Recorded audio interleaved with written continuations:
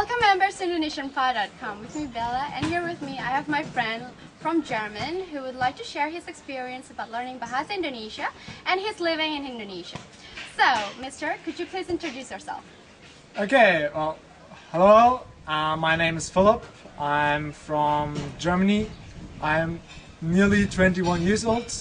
I spent 1 year here in Indonesia working as an English teacher in a yayasan, and next week it's going back for me. So, how do you like your experience living in Indonesia? I liked it a lot. I liked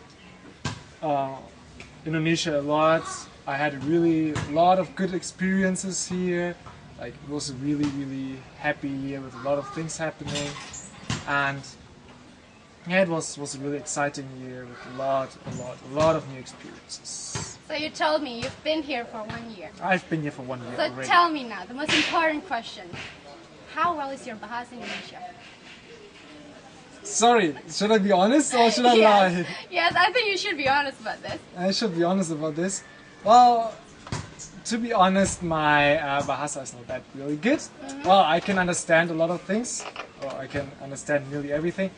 But with speaking, I still have problems. I'm not really confident with speaking, especially when I know that the other person that I'm speaking to, that I know that one speaks English. I'm not going to use Bahasa. If I have to use it, I can use it. Okay, cool.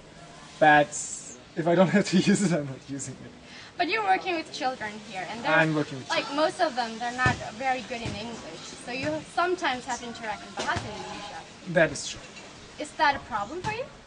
Well, like I said, if I have to do it, it's not a problem. But if I'm, for example, together with the tutors, then speaking Bahasa for me is a problem, because I know they all speak perfectly English. Perfectly. Perfectly, totally perfectly. Exactly. And yeah, but with the students, well, at the lower levels, I have to use Bahasa, and I use it. Okay, so tell me about your experience teaching in this foundation. In general, it was a really good experience. Well, depending on my lesson, of course. If I'm making a boring lesson, if I have a boring topic, then it's not that good. But in general, it was a lot of fun with all the kids here. They always make it fun. Yeah. That's really nice to hear that. Yeah, I yeah, want this place too. Yeah, that's good. Yeah. Okay, so, well, we're still talking about your Bahasa Indonesia. How often you learn Bahasa Indonesia? Do you have that intensive course or something? I had no course at all. I had to learn it on my own, and well, I did it not really a lot of times, but sometimes in the beginning when I came home, I was just sitting down in my room, taking a dictionary, learning some words, learning some vocabulary, trying to use it, but I had no course. No course at all? No. What about your organization who sent you here? Well, they're supposed to make a course for us, but they forgot. So. Oh, they forgot. Yeah, we you? never had a course. No, and the tutors here also helped me a little bit, just like.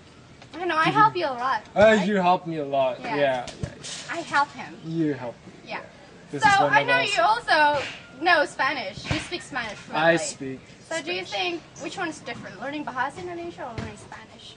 Well, learning Spanish is a lot more difficult than learning Bahasa, because English, like English, Spanish has a lot of grammar, a lot of times, and everything different. You never know exactly why you use this time now, and in Bahasa you don't have that problem. But you don't speak Bahasa. I don't speak Bahasa, but I learned Spanish because nobody around me could speak English. Here it's different. Here I can speak English, the people understand me, that's cool, good. And there I had to learn. And when I learned Spanish, I also had a course. I learned. So do you have any advice for people out there who would like to learn maybe Bahasa Indonesia? Take it more serious than I did. It's like, even it has no grammar, but you still need the vocabulary. If you don't know the vocabulary, that's the problem. But actually, it's not that difficult. But you have to put a little bit more energy in it than I do. Yeah, because for you, it's the problem is about speaking, not about understanding. Yeah, it's only speaking. Understanding, it's actually no problem. Lack of confidence. Lack of confidence, definitely. Do Yeah. you know why? Well, some people made jokes about when I started speaking Bahasa, so I just stopped doing it. How many words in Bahasa Indonesia you actually know? I have no idea. I never counted that. Never count. But what is the most familiar words? Tidur. What about that word that you always shout in the morning? Masuk? Yeah? Yeah, okay, good. That is like the basic. Makan. Makan, tidur, masuk.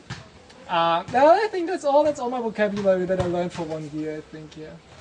So, as a guy here in exotic country of Indonesia. Exotic country, yeah. Yes, and you've been traveling, right? I've been traveling a little So, bit. can you tell us a little bit about your traveling here in Indonesia? Well, I was not traveling that much as I wanted to. I've been on Lombok, I've been in Jogja, Jakarta, Bandung one time, and Sukabumi, Ujung Genteng, Genteng. yeah. And well, I had good and bad experiences. My mother and sister from Germany, they visited me once here for 2 weeks, and we went to Jogja. And there we had some more or less bad experiences. Like for example, the people in the bus or something at the street, they were really staring at us and also like pointing at us. And well, for them it was really uncomfortable. For my mother and my sister, I got a little bit used to it. That like people call me Mister at the street, pointing at me. Okay. But also that was really extreme. They're like staring like this all the time, pointing at you with the finger. That was really bad. But on the other side, Lombok, we had really good experiences. The people are really friendly, and probably because they're more used to really like me. So, from all those places, which one do you like the most? Jogja was really nice. It's a really nice place, actually, except the people. Lombok was also really nice, but I think the one that I liked most was Ujung Genteng. Can you tell me why? Well, first place because I went there with some really good friends, and they made this trip really nice. And the place itself is really cool. It's like beautiful beach. If you are lucky, as we were, you can see a really nice sunset, and then also at night the sky's really nice. So that is one of my favorite places, definitely. Okay, next question would be, what is the hardest moment Hardest living moment. here in Indonesia? Hardest moment that I had, or Yes, that you had during your stay here in Indonesia. I think Christmas. Christmas was really hard because, well, in Germany I always celebrate Christmas together with my family and like always together. And here it was totally different. First, because of the weather. Like in Germany, it's, you know, it's winter. It's freezing. It's cold. Minus 10 degrees. Snow. Everything white. Here, oh yeah, we had 40 degrees and rain. And sun and shine. So, like real Christmas feeling, I missed it a lot. And also, in my host family, we didn't celebrate Christmas at all. And yeah, but I think now the last few weeks have been a little bit hard because I was like, on the one hand, I wanted to go because I miss my family. But on the other hand, I don't want to go now so soon, and I still want to stay a little bit longer because I have to go. It's always like a mixture of this both things. Okay. So, do you have Indonesian girlfriend? Yes, I have. Yes. Then what do you think? when we came together, I thought like, okay, this is like going to be a little bit strange because I had no idea how it is having a relationship with Indonesian girl because this is like my first one, and how is like what kind of rules do they have?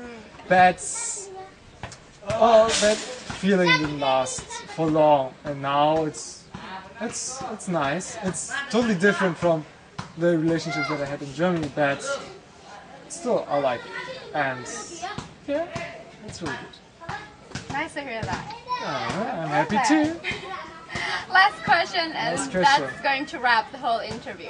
Okay, good. Now, I know that you're leaving in a few days from now. Please don't count in days. I'm Count not in 1 counting week. it, yes. A 1 week week. from now, what are you going to miss the most from this place or in Indonesia? Now, I know your girlfriend will come first, but after that, what? Oh, yeah, okay, good. My girlfriend. But, after that, the work that I had here, this place, this yayasan, and the people in here, all this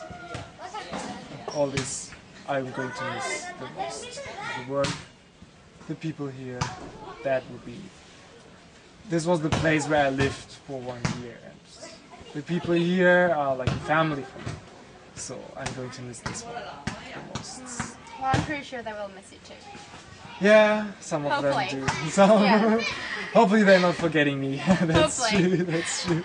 Okay, now members of indonesianpod.com, that is Philip Novak, Germany. He's become a volunteer here in the place where I work. So Philip, say hi to all the members of indonesianpod.com. Hey, all the members. Yes. Unfortunately, we have to say goodbye. So I'll see you again next in another interview with another person to share their experience about learning Bahasa Indonesia. I'm Bella from indonesianpod.com, signing off from Indonesia.